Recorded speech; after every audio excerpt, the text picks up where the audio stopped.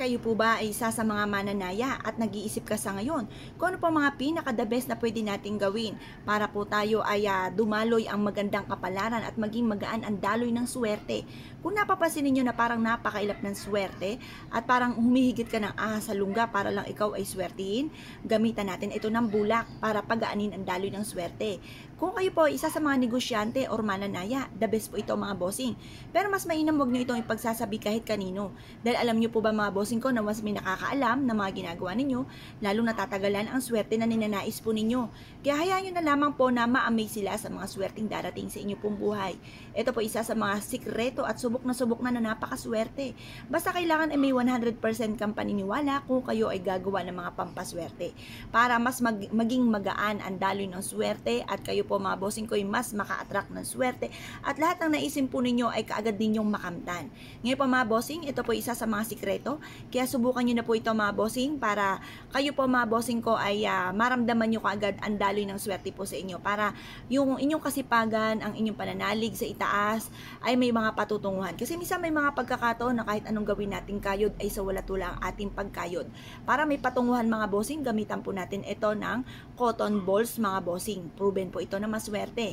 Ngayon pa mga bossing, isang cotton balls ay okay na po yan. At pagkatapos, samahan natin ito ng sinulid na kulay pula. At ganoon din po mga bossing, basta kung kayo po ay gusto nyong magtahi ng unton, pwede naman. Pero kung ayaw nyo po na magtahi ng unton at kayo po ay merong pong pouch na kulay pula, the best din po yan mga bossing. At pagkatapos mga bossing ko ay kailangan natin ng dahon ng laurel. Ngayon, ang dahon ng laurel ay isa sa mga subok na napakaswerte. Proven po ito mga bossing. Wala ka ng ibang hahanapin pa. Ito pa mga bossing ko ay magbibigay ng tagumpay sa inyo po sa buhay. Ito pa mga bossing, mag-wish ka sa kanya ng 10 pesos, ang ipagkakalob sa inyo ay 100 pesos. Ganon siyang ka-generous mga bossing. Ngayon pa mga bossing, ang paggawa po ng ganito kailangan sa umaga. 6:30 or kaya po ay alas 7, basta hanggang alas 8 lang ng umaga ang paggawa ng pampaswerte. Samahan din po natin ito mga bossing ko ng asin. Kapranggot na asin ay sapat na mga bossing. Ngayon pa mga bossing, kahit gantong kadami lamang, okay na po ito. At ito po mga bossing ko ay ilalagay po natin. Pagsasama-samahin natin ang perpektong sangkap na ito dito sa pouch at ganoon din po itong ating bulak. Magwi-wish ka na mula sa inyong pong puso, taimtim na panalangin mga bossing. Sasabihin niyo po dito ang lahat ng nais po ninyo na walang gamit na sana, direct to the point. Halimbawa po ay ganito, kung kayo po ay mananaya. Sabihin nyo sa pamamagitan nito ay magtutuloy-tuloy ang agos ng swerte at lahat ng mga pangarap ko ay matutupad.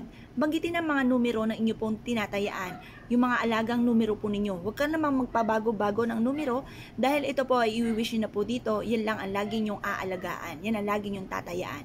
Halimbawa po kayo po ay paborito nyo ang numero 1, 7, 25, 40, or kaya po ay 9, or kaya 18, pili lang po kayo dyan mga bossing, or kaya po ay 43, yan. Mamili lang po kayo dyan kung anong gusto nyo pong alisin. Sample lang naman po yan mga bossing. Yan po mga bossing, kapag binulong nyo na dito na kayo po ay makatama na malaking halagang pera, or sa inyo po negosyo ay dyan na po kayo yumaman, or kaya po sa mga nirarakit ninyo ay magtagumpay na po kayo dyan, basta kung ano man ang gusto po ninyo, i-wish na po dito. Or kaya, gusto ko magkaroon ng mansyon, gusto ko magkaroon ng sarili kong negosyo, or kaya gusto ko magkaroon ng sasakyan. Banggitin nyo kung ano yung gusto nyo sa sasakyan mga bossing. Ngayon pa mga bossing, basta isikreto lang ang paggawa nito, ibilad nyo siya sa sinag ng araw at pagtapos na po siya na pagkakabilad, ito pa mga bossing ko ay ilalagay po ninyo sa ilalim ng inyo pong unan kapag kayo tutulog or kaya bitbiting kahit saan kayo magpunta. Lalo-lalo na kung ikaw ay tataya, ulitin muli ang numero na alaga po ninyo mga bossing. Ito po isa sa mga subok na napakaswerte. Kaya kung kayo pinaniniwala sa mga gatong pamamaraan, ay ura-uraday gawin nyo na po ito mga bossing na 100% ang paniniwala at ibulong mula sa inyo pong puso ang lahat ng inyong kahilingan. Kung kayo pinaniniwala sa mga gatong mga pamamaraan at nais nyo po itong gawin, good luck po sa inyo po lahat. Ngayon pa mga bossing, kung nais nyo po natahiin po, kagaya po nito, meron tayong pula na sinulid, gamitan ng pulang sinulid, or kaya ay berde, or kaya ay dilaw, pwede rin naman. At ganoon din po ang telang pula, dilaw, or kaya ay berde. Ngayon pa mga bossing, kung meron naman kayong pouch na lang po inyo po rin gamitin at bitbitin kahit saan kayo magtungo. Hahawi ako anumang mga kamalasan na maaaring naghihintay po sa inyo. Maaaring ito po isa rin sa mga mabibisang proteksyon na nire-recommenda ko po sa inyo po mga bossing upang sa ganon makamit ang tagumpay na matagal ng pinapangarap. Kaya kung kayo pinaniniwala, ay siya, good luck po sa inyo po lahat!